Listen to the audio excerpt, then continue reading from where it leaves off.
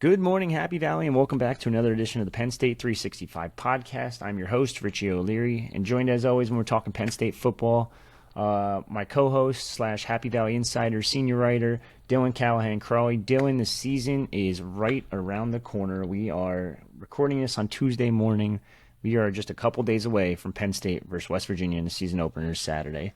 So before we get into our predictions and all that other good stuff, I want to go over a couple different things. We're going to kind of, not season prediction game by game, but we want to go over a couple predictions for the offense and the defense before we get to that. So let's just jump right into it. This offense is going to be interesting this year. We really don't know what it's going to look like 100% under Colton Nittany.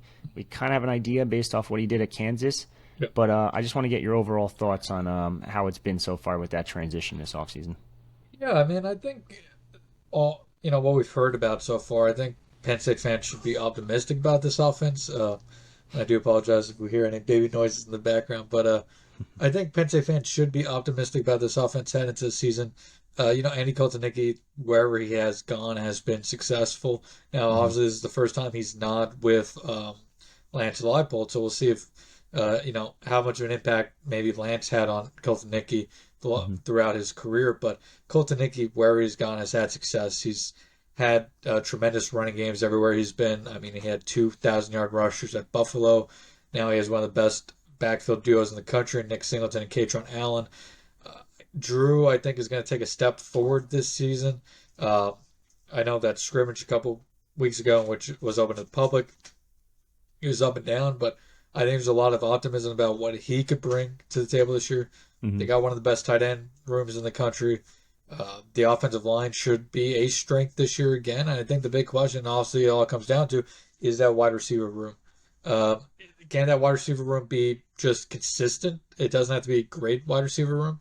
I don't think you need a great wide receiver room necessarily to be an elite team, but you need that wide receiver room to at least, when you need a big reception, when you need to get open late in the game, you need at least a guy or two that can do that on a week-to-week basis.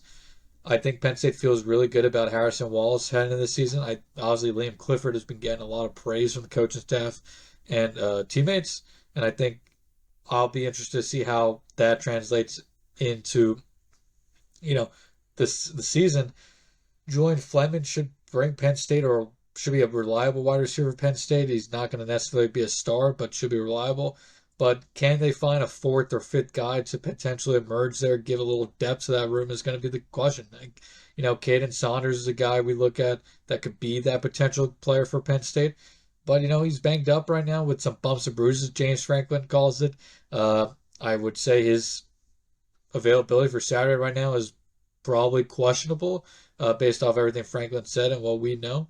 So that will be something to watch. And, if they miss Caden Saunders, I don't think that's necessarily one that hurts them on offense more than it does on special teams, since he'll be the primary punt returner this year. But I think overall Penn State fans should have some optimism about this Penn State offense, but it's also hard to get too optimistic without seeing that wide receiver room do it on the field. We've heard a lot of good things about them this offseason. James Franklin on Monday said that was the one position group from the spring to the fall that he thought took the biggest step alongside the quarterback room and the offensive line, which, as he said, they needed all three of those rooms to take steps this summer and fall, and they, according to him, have done so.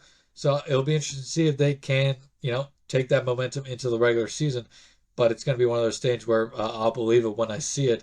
But if that wide receiver room is able to take that next step, the sky could be the limit for this Penn State offense.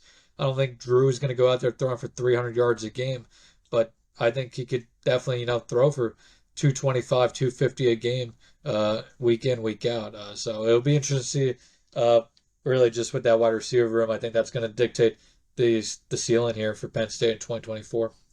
All right, let's go with those wide receivers to start these predictions. Leading receiver on the year, and will they have over or under 49.5 receptions? I say that's 49.5 because last year it was Keandre Lambert-Smith at 53, and then the next two are tight ends. So Yeah, I think 49.5 is a good number. I think my choice would be Harrison Wallace, third. I think he's Penn State's number one wide receiver head in the season.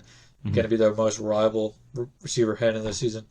If he can stay healthy, I think he can easily surpass that number.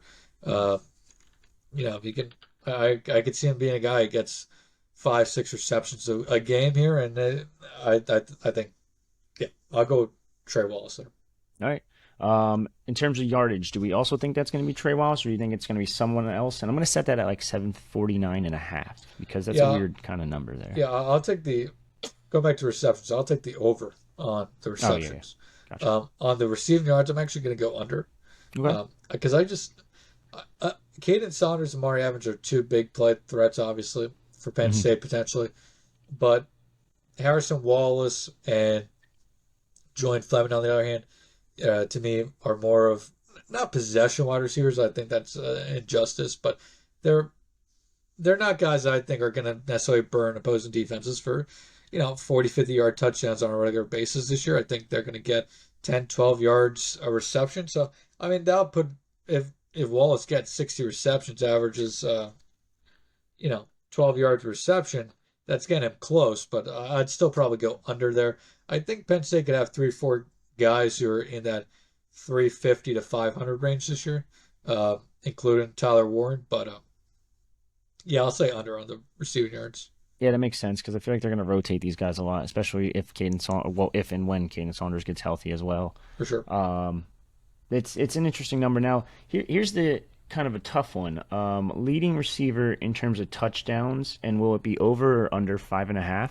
That's where it's a little tricky because if they are going to rotate as much as we think, and I think last year they had two guys at 7, and those were both tight Yep. ends. They had a wide receiver at 4 with Keandre Lambert-Smith. Yep. I don't know. I'm like really indifferent on that one. I actually was, this one's pretty easy for me. I went Tyler Warren on this one. I Hmm. think he's going to be Penn State's big threat in the red zone this year. Had 7 touchdowns last year, like you said.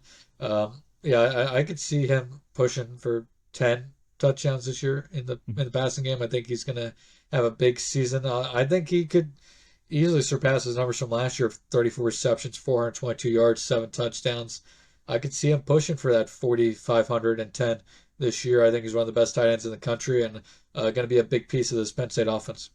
How much of a factor is that because they don't really have a tight end two like they did last year? Like Warren was a hell of a tight end two, arguably the best tight end two in college football. Whereas I don't know if there is another Tyler Warren or Theo Johnson to complement that tight end room. Yeah, it's interesting because Penn State, I like the depth of Penn State tight end. It's a very good room. Khalil Dinkins, Mm. Andrew Lapierre, and of course I'm blanking now. Luke Reynolds, Luke Schaffler. Reynolds is going to be I think the main three this year for Penn State behind Tyler Warren.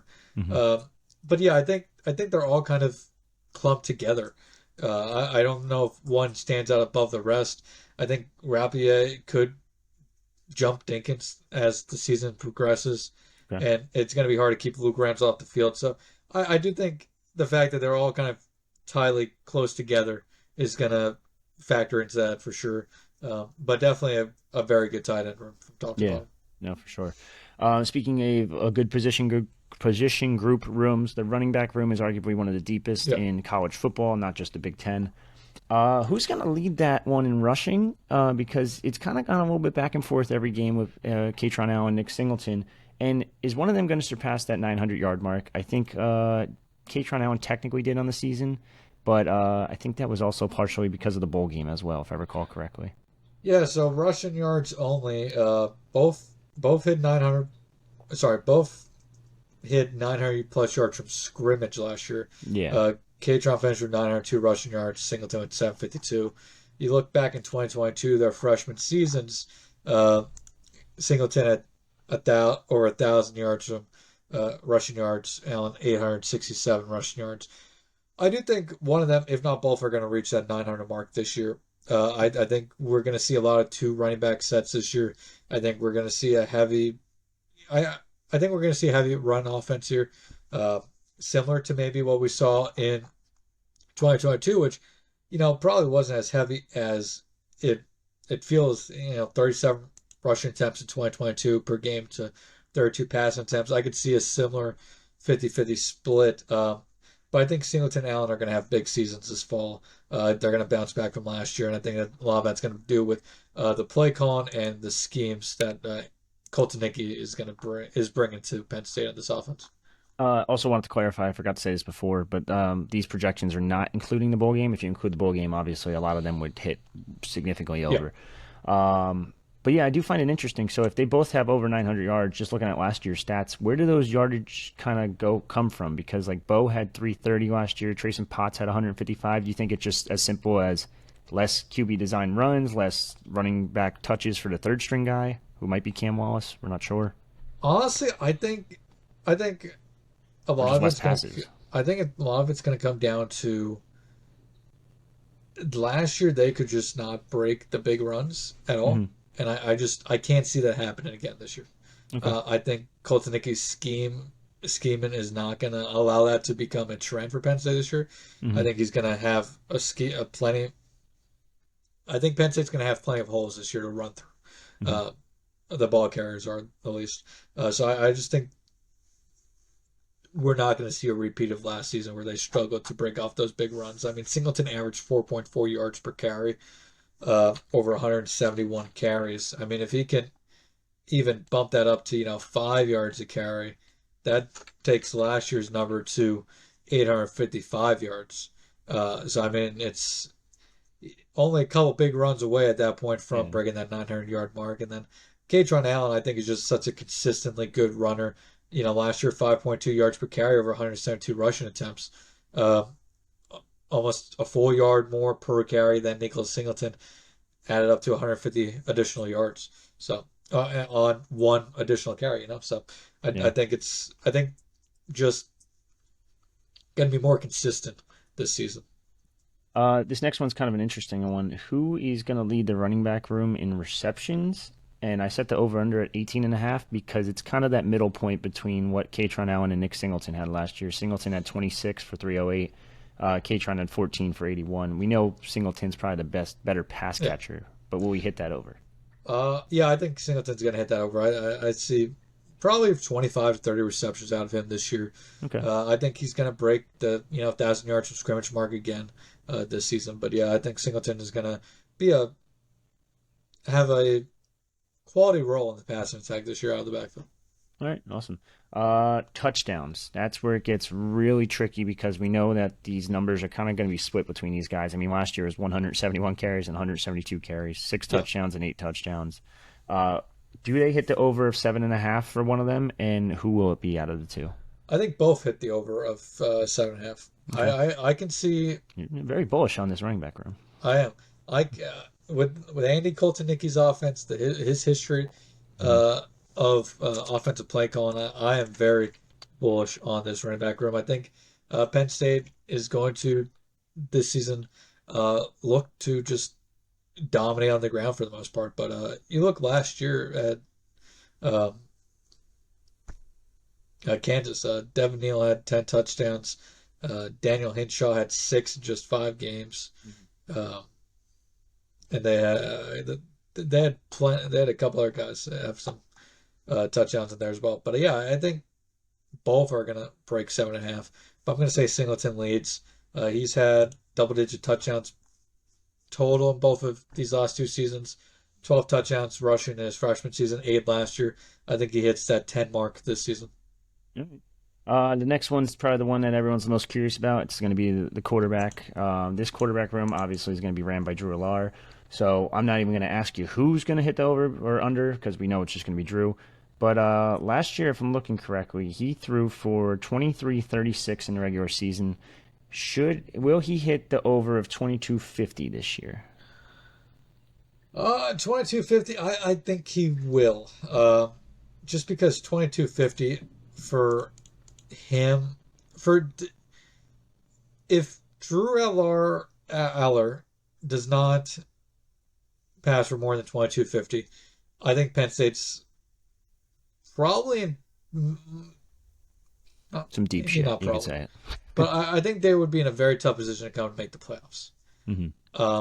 If Penn State's going to reach its ceiling this season, I think Drew is going to have to be a better quarterback. He's going to throw for more yards in that scenario. He may throw for more interceptions, but that's okay. But I think Drew this season, if Penn State wants to be where is going to be where they want to be, he's probably going to have to be at that 2,500, 2,750 mark. at the end of the regular season. Now 2750, that puts him at 230 yards per game. I think that's doable.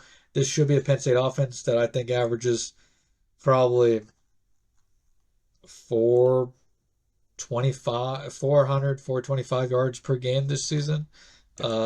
Considering what they have talent wise. And I mean, what did they do last year? They did 399.8. So is Andy Koltanicki's play calling and scheming good enough for 25 additional yards per game? I think so. So I think Penn State should be averaging around 425 yards per game this year, if not more. So that leaves 230. That's almost 200 rushing yards per game too. But yeah, I think Penn State's gonna, which they've done in the past. So I think he goes over that 2250 mark. Last Maybe year, gone. perhaps similar to Sean Clifford's 2,800 yards in 2022. I think that would be Okay. a good kind of mark for Drew. Gotcha. 25 touchdowns for Drew last year. Only 2 games where he didn't pass for a touchdown, and that was Illinois in week 3 and Rutgers in week 11. I'm going to set the over-under at 24.5. He technically had, I take it back, technically had 23 on the regular season. Do we think he surpasses that? Can I cop out and say push? I'll accept that. I mean, you Because can't get a half touchdown, but yeah, that's yeah, fine. it's tough because I can see a scenario where Drew throws for 30 touchdowns this year. I Mm-hmm. mean, if the wide receivers take that step forward, Mm-hmm. if he throws for 30 touchdowns this year, Penn State's probably one of the top 5 teams in the nation, has an Mm-hmm. incredible offense and a very good defense to go with it, obviously. But uh, since I'm so bullish on the Russian attack, and I said I could see Singleton and Allen, combining for 20 touchdowns this year, uh, and that's not including any Russian touchdowns Drew gets, or Bo gets, or Cam, Quinton.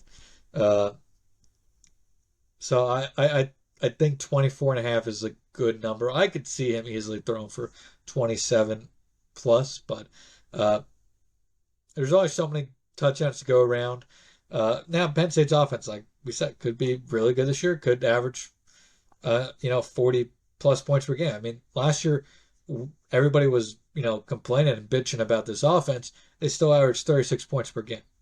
I mean, so top 15 in the country. I think this could be a top Okay. 10 offense in the country this year, scoring wise. So there will be the touchdowns to go around. But since I'm so bullish on the Russian attack, I will, for now, say push on the touchdowns. Okay. Offensive breakout player could be any position group. Yeah, that's a tough one.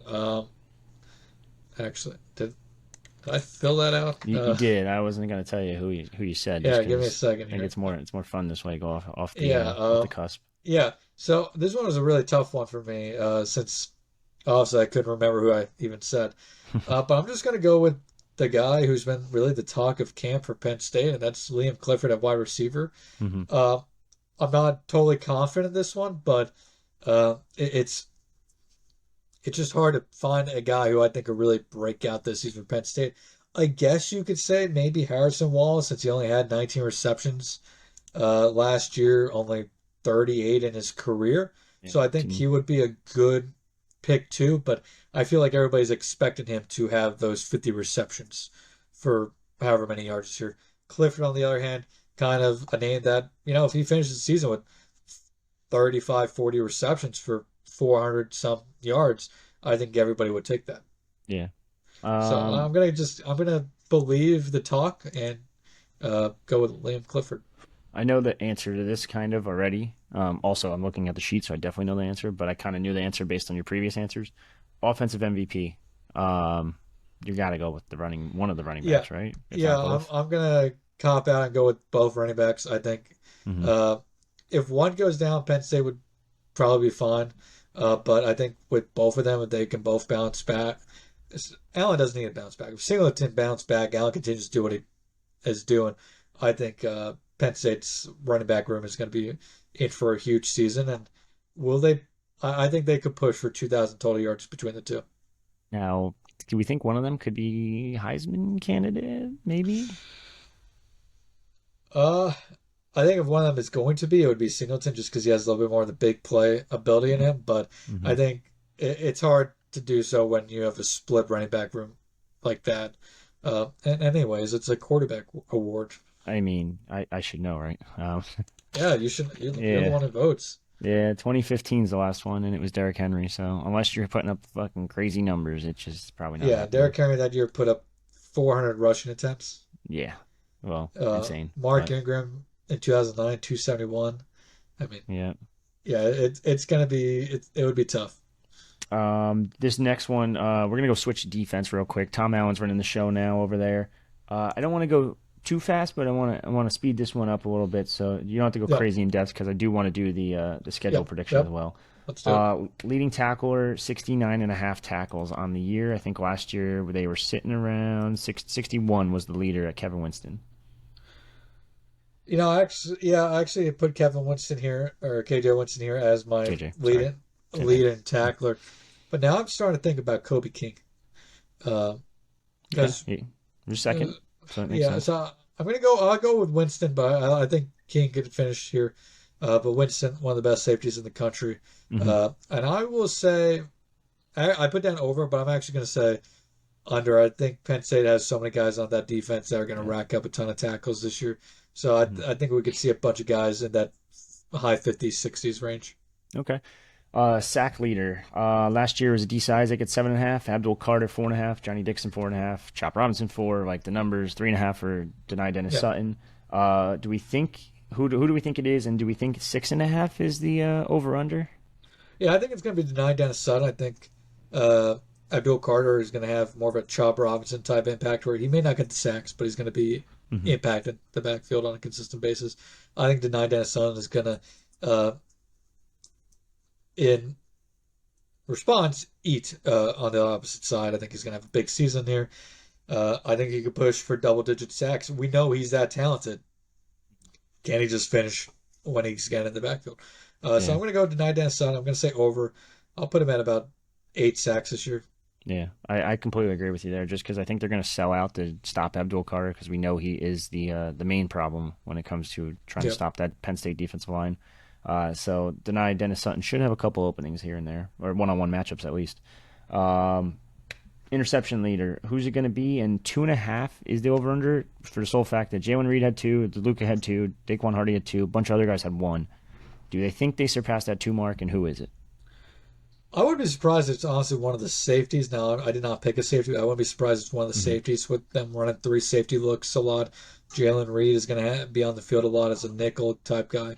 So I wouldn't be surprised if it's Reed or Zakee Wheatley, who's always been the turnover king for Penn State in fall practices and spring. But I'm going to go with the transfer, A.J. Harris, who had a really nice fall camp, we've been told. And I think that's going to translate well into the regular season. I'm going to say over. No, I don't think he's going to have anything crazy, but I could see 3 interceptions this year. Yeah, with Penn State having a solid linebacker room, a really good defensive line unit, I think that they're going to test these corners a ton, and I think that it's probably going to result in interceptions because we know AJ Yep. Harris has the potential to be really good. We know Cam Miller's pretty good. So this whole secondary is going to be interesting to see how it plays out. But next up, defensive breakout player. Uh, Gonna go with an easy one here. Just gonna go with Tony Rojas. He's gonna be on the field a ton this year. Uh, Fair. only two linebackers on the field for the most part this season for Penn State. He's gonna be consistent on the field, in my opinion. He could be up there for tackle leader. Hmm. He's gonna, I think, be a menace in the backfield at times as well. So give me Tony Rojas. I think he's gonna develop into one of the best linebackers in the country. Defensive MVP. Abdul Carter. Okay. He may not have the numbers, Hmm. but I think, like we said, that impact he's going to have on the pass rush, where he's going to be consistent in the backfield. I think he's going to, his versatility of being able to drop back into linebacker when needed. He's going to be able to drop into coverage when needed. I think he's still going to get 5, 6 sacks. Uh, and I think he's going to have a double digit amount of tackles for loss this season. Okay. And we have to show some love to the special teams slash defensive touchdowns. So I'm going to set that at 1.5. There were three Yeah. last year between 2 punt returns and the one return for interception return. Interception return? I think it was interception return. There's one defensive touchdown. Yeah, I'll be honest. I interception. read special teams. I totally skipped over the defense. There was only one last year with DeLuca with an But I'm interception. going to go over. I think Penn State's defense is going to be good for maybe one or two this year. And special teams, if they have Nick Singleton back there returning kicks, I think he's likely to break one at one point or another. Okay. I didn't put this one on here, but the more I think about it, it is an interesting question. Because they're gonna have to use a kicker at some point. Yep. Chase Meyer and Sanders Sahaydak, who is gonna win that job, and do they kick a field goal 49.5 over under? Because last year the fifth was 50 with Falcons. I think that's a job that could be fluid throughout the season, but I think Okay. on Saturday here in Morgantown, I would lean towards Sanders Sahaydak being the starting kicker. Okay. And what was the over? 49.5 yards over under. I know Sahaydak didn't hit one last year that long, but No. Falcons did. So Um, that's that's tough. That's tough. I think Sahaydak has the leg to do so. Um, but I'm gonna go under. Gonna go under. I okay. think they're gonna have a couple 45, 48 to 48 yarders, but once you hit that 49, 50 mark, it gets tough. Though, we just saw a college kicker make a 59. 59 last week? I think it was 59. Yeah, Yeah. yeah, it's So, insane. I think they're just getting better and better. At this point, don't even kick. But I mean, I just kick. Don't go for anything stupid. Don't go for a punt. Um, moving on real quick. I want to pull up this screen real quick. We're gonna do our game predictions. sure. So I know you filled it out technically, but I took No, it yeah, away you're for a good. sec. So let's start with game number one at West Virginia this weekend. I think it's an 8-point spread, something like that, down Yep. in Morgantown. Not an easy atmosphere, but what do you have happening in this one? I have a Penn State win. Okay. The spread down to 7.5 actually as of Okay. time recording. So moving a little Team, bit towards West Virginia. I I'll think it take the opened money up. there. I think it opened up around 10 points, so it's Yeah. it's it's moved to West Virginia quite a bit. That being said, I think this Penn State defense matches up well against the West Virginia offense. Hmm. If they can slow down if they can keep the West Virginia rushing attack from gashing them in this game, they should be fine. And I think Penn State offense is going to have um, their fair share of success too. So Yeah. I think it's going to be, about 10 to 14 points is where I'm leaning for Penn State to win this one. Okay. Yeah, I'm thinking this is definitely a win for Penn State. I think they're a better team overall. I think West Virginia is better than they were last year, but it's still Penn State like by a wide margin, Yeah, talent wise at the very least. And then coaching wise, I think you also have three better coaches. I'd argue Colton Nickey might be a better coach than Neil Brown. Neil Brown was on the yeah, hot seat last year until got a couple wins, whatever yeah. in his conference. So Yeah, I do wait think and this see. West Virginia team is good and can compete for the Big 12 title this year. Hmm. But I mean, if I guess we are going to get to this, but I mean, in my opinion, this is a Penn State playoff team. I think this is a playoff caliber team for Penn State, a team that should make the playoffs. Hmm. If you're a playoff team, this is a game you should win. Yeah, I'm gonna group these next two games in together just because Sure. it's two out of conference games. They're almost guaranteed wins, right? Between Bowling Green and Kent State, Yep. and there's a bye week in between technically, but here, make this simple for you. Yeah, yeah. That's yeah, how you do it. Yeah, Penn State, I mean, should roll in these ones. These are games where you get your starters out by the midway through the third quarter. You get the backups plenty of reps. Great time, to get Bo Papilo some snaps, even maybe some Ethan Grunkmeyer in there. Yeah, Uh, and James Franklin talked about the wide receiver room depth this year. Talking specifically about Mekhi Flowers, Anthony Ivy, and Tyler Johnson, how those two have stepped up. They may not be ready for week one necessarily, but they need to be ready for week five, which uh, I assume he would be discussing at that point, the UCLA game. Um, these are those games where those three could absolutely, uh, find their footing, grow some confidence. So those two games are going to be big for Penn State, I think, this season in building that depth up, gaining some confidence for the younger guys and those depth pieces. Because the schedule, I mean, I'm going to skip ahead quickly here to Illinois. I also have that Illinois game as a win. But after that Illinois game, the schedule gets much more difficult and quickly. Yeah, Illinois homecoming. I know Illinois has given them fits in the past. 2021, I believe it was Yeah. when Illinois won. 2023, Penn State got the revenge. They get to see them again in Happy Valley homecoming. It's an easy win for me. Yeah, that Illinois team just doesn't have the talent to compete with the big dogs in the Big Ten. hmm Next up, Stripe Out UCLA game. They're making the trip all the way from the West Coast. I feel like they're not very good. I feel like honestly they might be the worst team in the Big Ten this year, if I had to guess. But that's up for debate because there's a lot of bad teams in the Big Ten this year. So, what do Yeah, you think happens there? I'm assuming win. yeah, I'm gonna do another win here. I think their defense is going to be particularly interesting, losing DeAnthony Lynn to USC. Uh, hmm but last year they had one of the best uh, defenses in the entire country. Their offense lagged behind a little bit, hmm so it'll be interesting to see how that defense performs this year with Lynn now at USC. Next up, Penn State has to make the trip, vice versa, all the way out to the West Coast to play USC. We know they've done it before against Utah in the Rose Bowl, but you also get a lot more prep then. It's also a USC team that's going to be coming off games against Michigan, Wisconsin, Minnesota, back to back to back, and then facing Penn State. What do you think kind of happens here? Because USC's right there with Penn State in the top 5, 6 region of the Big Ten this year. Projections, at least. Yeah, so heading into the season, I think, Penn State. I have Ohio State, Oregon as the clear 1-2, hmm and then I think I have Penn State, Michigan as that 3-4. hmm And I think there's a gap between 1-2 and 3-4. Yeah. Um, Spoiler alert, I have Penn State losing to Ohio State. But I think USC is in that third tier, 5, 6, 7 range. Okay.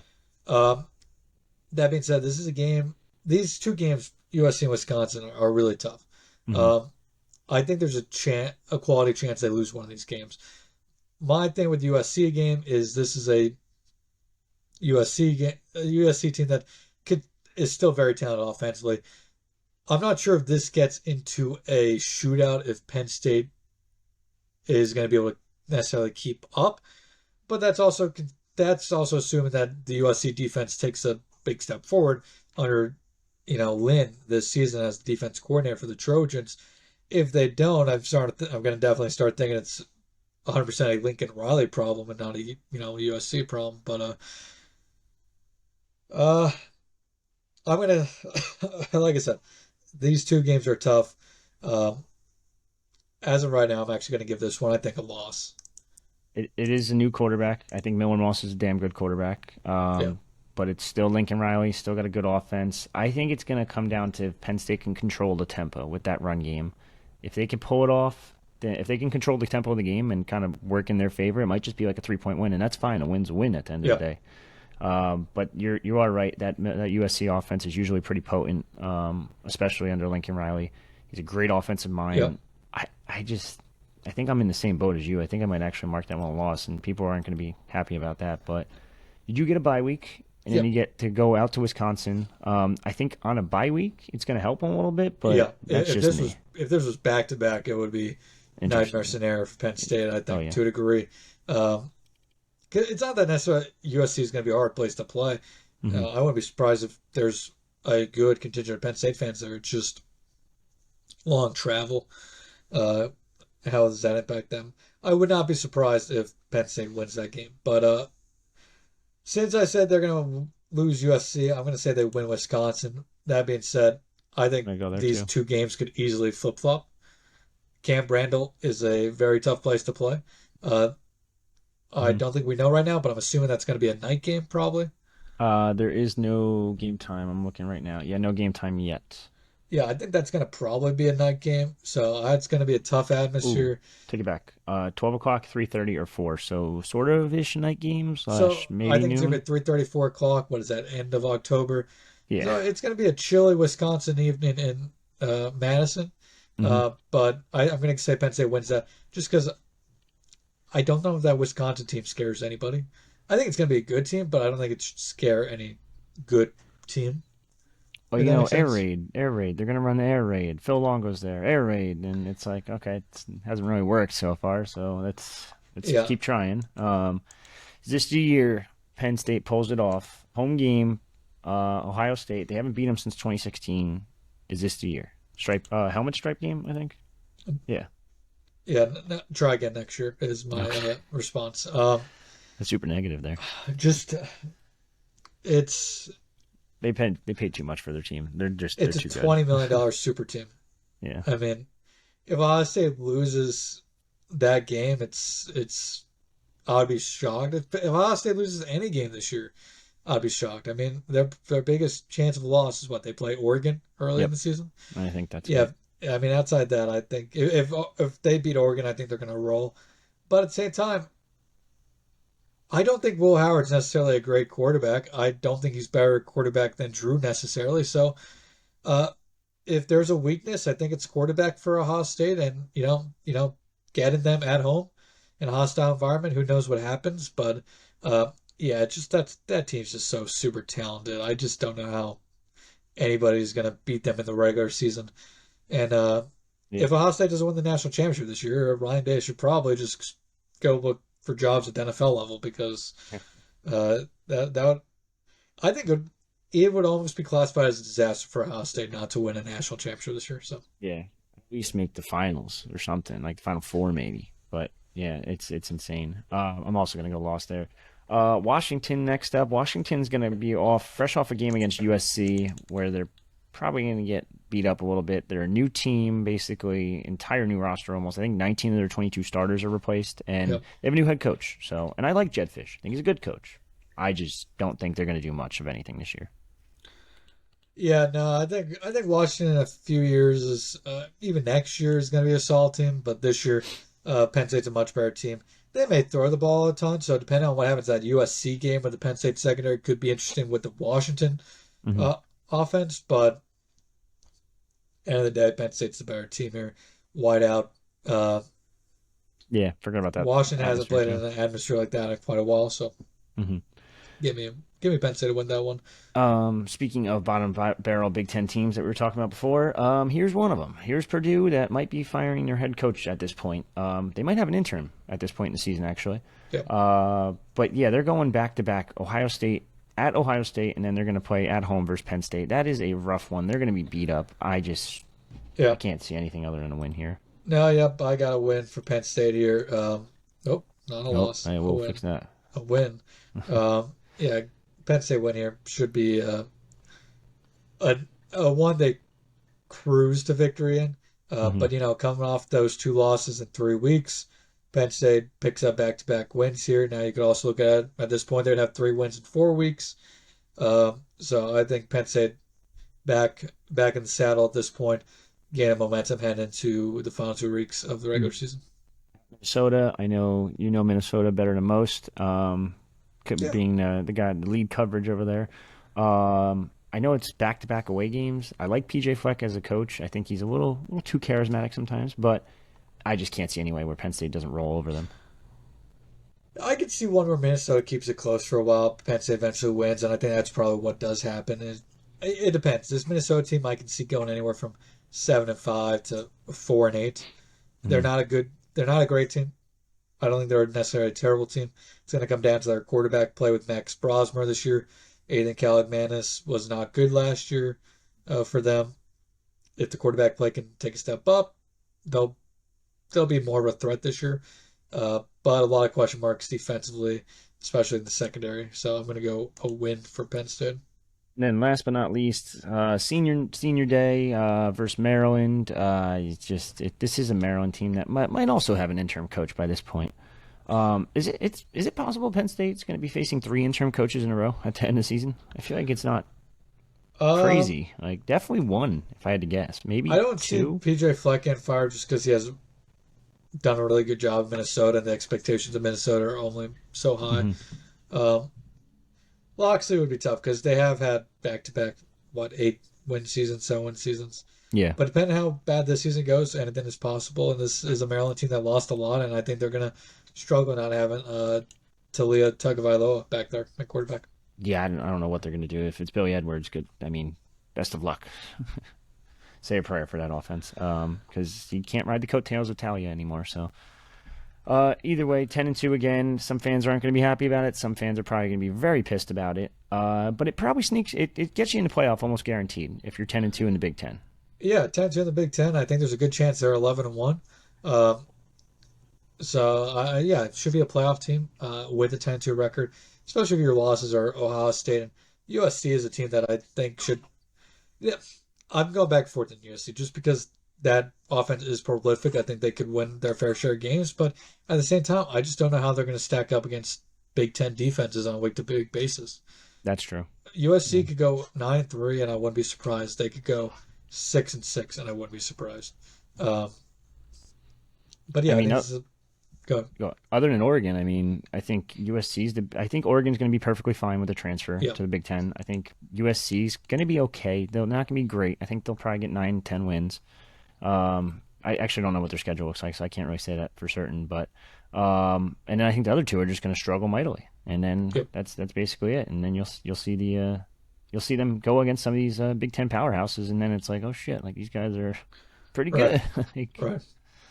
so, Yeah, but 10-2 should be enough for Penn State to get into the college football playoff this year. Probably as somewhere in that 8 to 7 to 9 seed. So yeah, I think this is a playoff team. Again, I can easily see them go 11-1 with a win over USC. That Ohio State game is the only one that I really have penned in as a loss at this point. I think that USC game, like I said multiple times now, could easily be a win.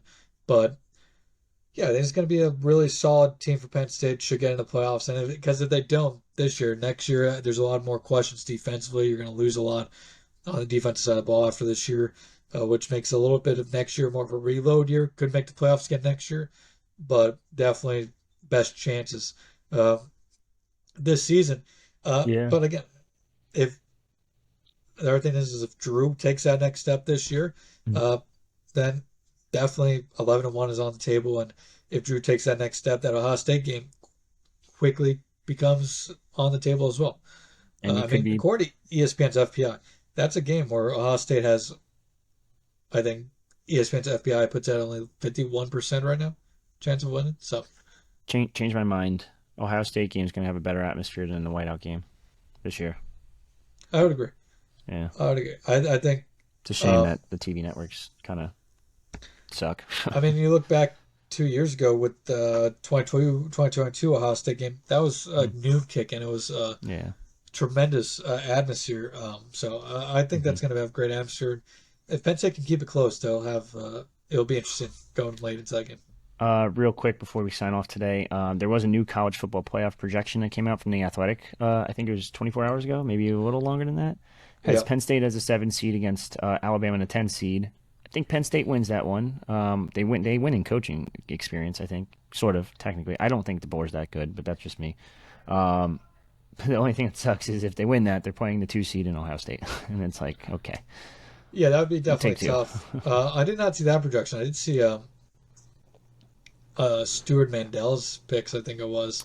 Respectfully, that guy blocked me, and he's a hater, so he can. Well, I'll tell you what he is a hater of for sure is I don't know if I've ever heard Stuart Mandel speak or say anything well about Penn State.